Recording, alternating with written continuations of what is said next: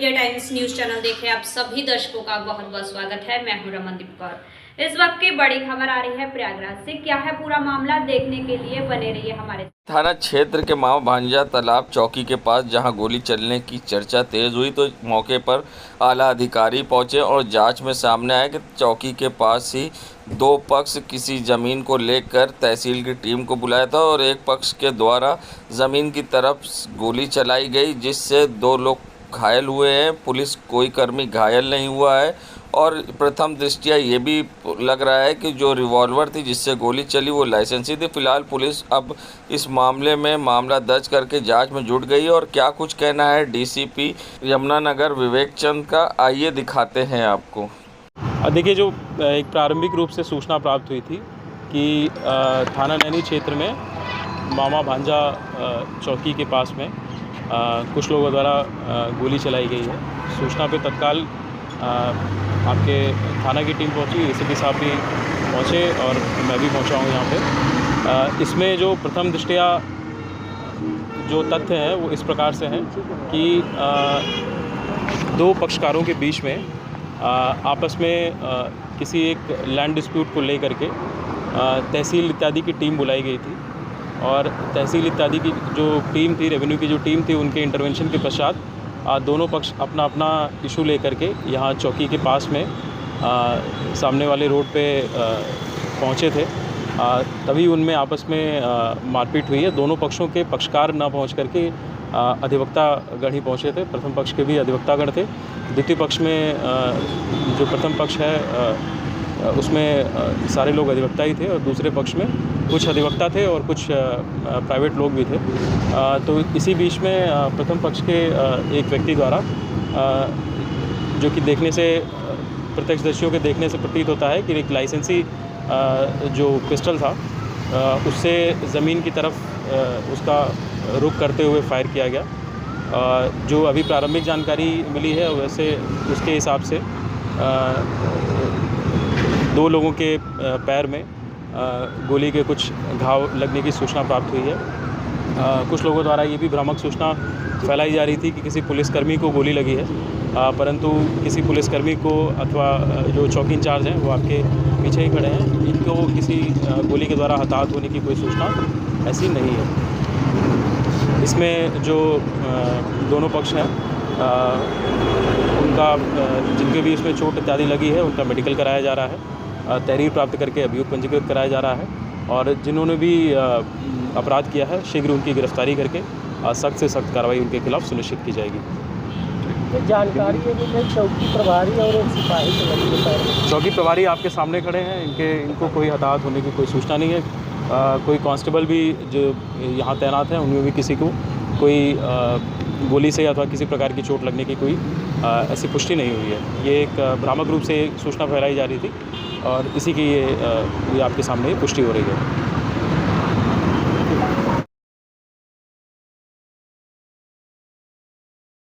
संगम नगरी प्रयागराज में एक बार फिर से इंसानियत को शर्मसार होने वाला मामला सामने आया है। बता दें, थाना मांडा में मांडा कस्बे में जहां बेटे ने पिता को नीम के पेड़ से बांधकर तब तक पीटते रहे जब तक पिता ने दम नहीं तोड़ दिया और पूरी घटना सीसीटीवी में कैद हो गई। वहीं पुलिस ने जब सूचना मिली तो पुलिस जांच पड़ताल में जुट गई और सीसीटीवी सामने आया, जिसके बाद सारी सच्चाई पता लगी।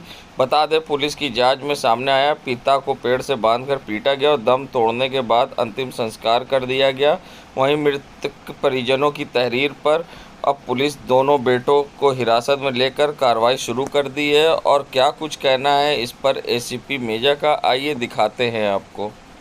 दिनांक 14/5/2025 को जरिए कंट्रोल रूम यह सूचना प्राप्त हुई कि थाना मांडा के मांडा कस्बे में एक पिता को उसके दो पुत्रों द्वारा मार दिया गया है।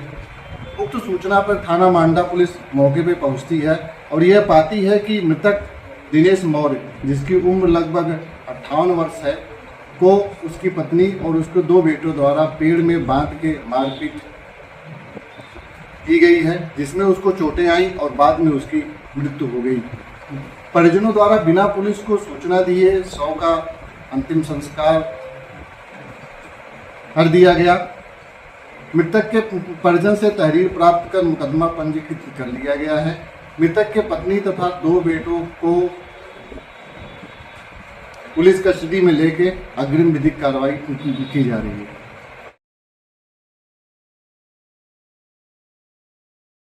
संगम नगरी प्रयागराज के महुआ थाना क्षेत्र में जेसीबी से रातों रात मिट्टी का अवैध खनन। क्षेत्र में अवैध खनन आम बात होती जा रही है। अधिकारी व खनन विभाग से शिकायत के बाद भी इस पर अंकुश नहीं लग रहा है। महुआ थाना क्षेत्र के लूटमार चौराहे के पास अवैध खनन जोरों पर चल रहा है और सबसे बड़ी बात है कि अवैध खनन का हाल ये है कि क्षेत्र में हरे भरे वृक्षों को भी धराशायी कर दिया जा रहा है। बता दें, मिट्टी के खनन तेजी से काम चल रहा है। महुआ के ग्राम सभा प्रधान प्रत्याशी विजय गौतम ने लिखित शिकायत पत्र देकर कार्रवाई की मांग किया है, मगर अब ऐसे में देखना होगा किस तरह की इस पर कार्रवाई होती है और खनन का जो मिट्टी का काम है वो रुकता है या इसी तरह से चलता रहता है।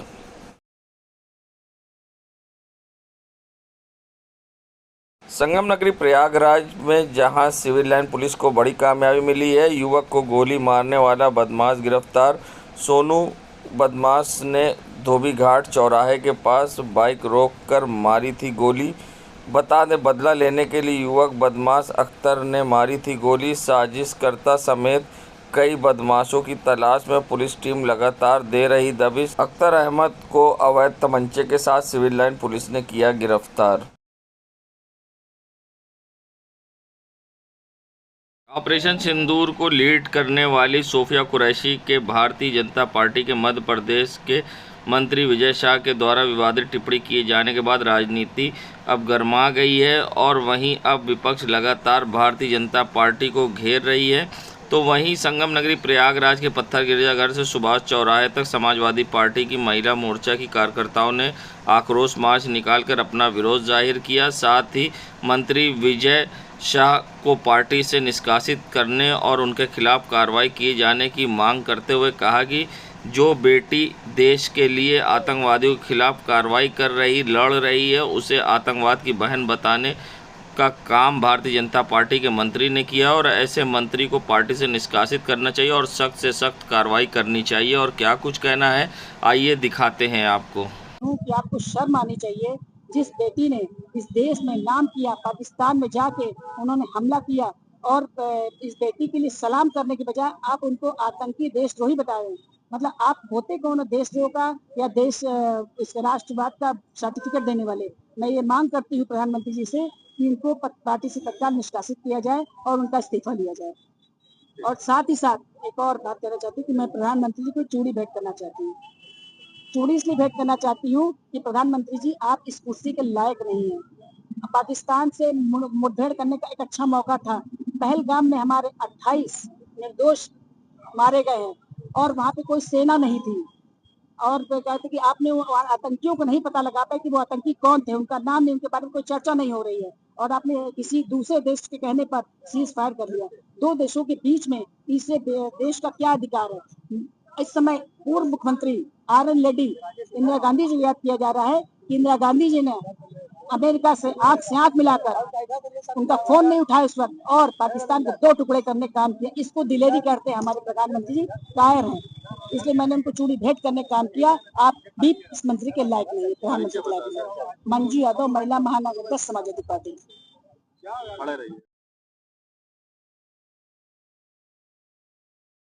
संगम नगरी प्रयागराज में बीजेपी ने ऑपरेशन सिंदूर की सफलता के बाद तिरंगा यात्रा निकाली। ये यात्रा पत्थर गिरजाघर से सुभाष चौराहे तक आयोजित किया गया, जिसमें हजारों लोगों ने भाग लिया। महापौर गणेश केसरवानी के नेतृत्व में तिरंगा यात्रा निकाली गई, जिसमें मंत्री, विधायक, महानगर अध्यक्ष संजय गुप्ता व पूर्व महापौर और महामंडलेश्वर कौशल्यानंद गिरी भी शामिल होकर भारत माता के जयकारे लगाए और उनके साथ भाजपा के हजारों कार्यकर्ता शामिल रहे।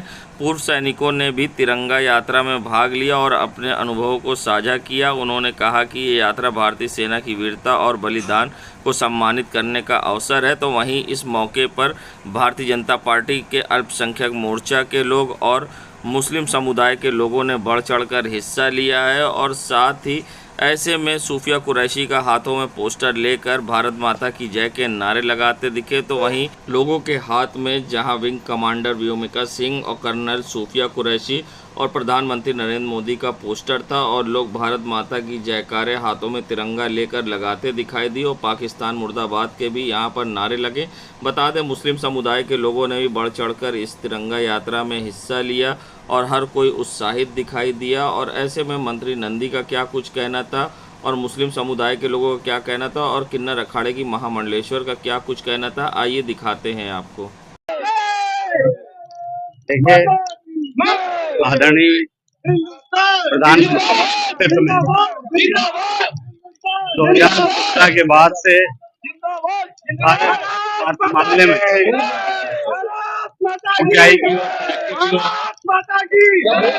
पहले दुनिया में केवल कोई देश थे जो अपने दुश्मनों से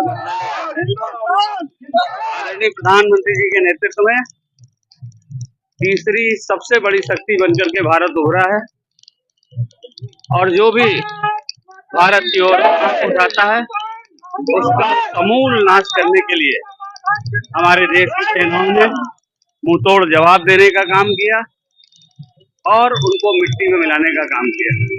आदरणीय प्रधानमंत्री जी का भारत की सेना आभार प्रकट करता हूं। हमारा सिंदूर ऑपरेशन था जो हमारी सरकार चलाए थे, वो बहुत सक्सेस था। उसके उपलक्ष्य में आज देश के और वो सिंदूर ऑपरेशन के उसमें आज तिरंगा यात्रा निकला है और मैं उन हमारे जो सैनिक हैं उन सभी सैनिकों का मैं दिल से नमन करती हूँ, बहुत दिल से मैं धन्यवाद देती हूँ जिन्होंने देश के लिए अपने जान का बलिदान। मैं यही कहूंगी कि हमारे देश की बिटिया हमारे देश के लिए शान है। जो महिलाओं को अभिशाप करते थे वो अभिशाप नहीं है, हमारे लिए शान है और हम लोग देश के लिए जिएंगे और देश के लिए मिटेंगे। आज ये हमारे मुस्लिम राष्ट्रीय मंच के कार्यकर्ताओं ने जिस तरीके से एक संदेश देने चाह रहे हैं हमारे भारतवासी यहाँ पे प्रयागराज से पाकिस्तान को, खाली प्रयागराज की जनता इतना भयानक सबक सिखाने के लिए तैयार है आपके सामने। और पाकिस्तान को मैं संदेश देना चाहता हूँ कि अपने नापाक इरादों से बाहर आ जाए, वरना यहाँ की जनता घुस के पाकिस्तान के अंदर आतंकवादियों को नष्ट नाबूद करने का काम करे। जिस तरीके से सूफिया अंसारी जी ने उनके मुंहतोड़ जवाब दिया उनको। मोहम्मद फरीद साहब ने मुस्लिम राष्ट्रीय मंच पूर्वी उत्तर प्रदेश का संयोजक। झंडा यात्रा निकाली गई प्रयागराज से, ये झंडा यात्रा जो आज निकाली गई है प्रयागराज में, ये ऑपरेशन सिंदूर जो कि पाकिस्तान के अगेंस्ट में 4 दिन का ऑपरेशन हुआ था उसके सफलता के ऊपर में की गई है। एंड जो 4 दिन में हमने जो पाकिस्तान के वो नाको चने चबवा दिए उसके ऊपर में ये यात्रा उसकी खुशी में है। मैं कर्नल दिनेश तनवर हूँ।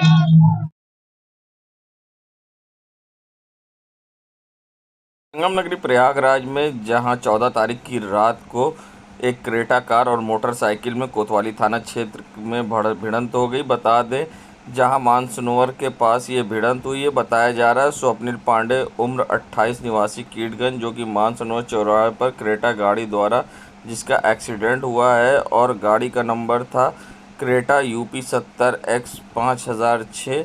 बता दें जहां बुलेट का नंबर था UP 70 EN 6937।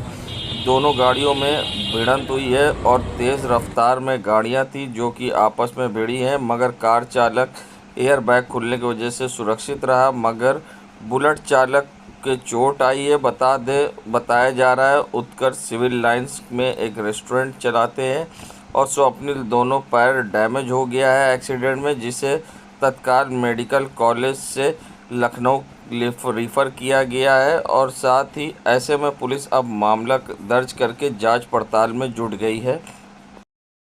देश दुनिया की खबरों के लिए world media times news channel को सब्सक्राइब करें।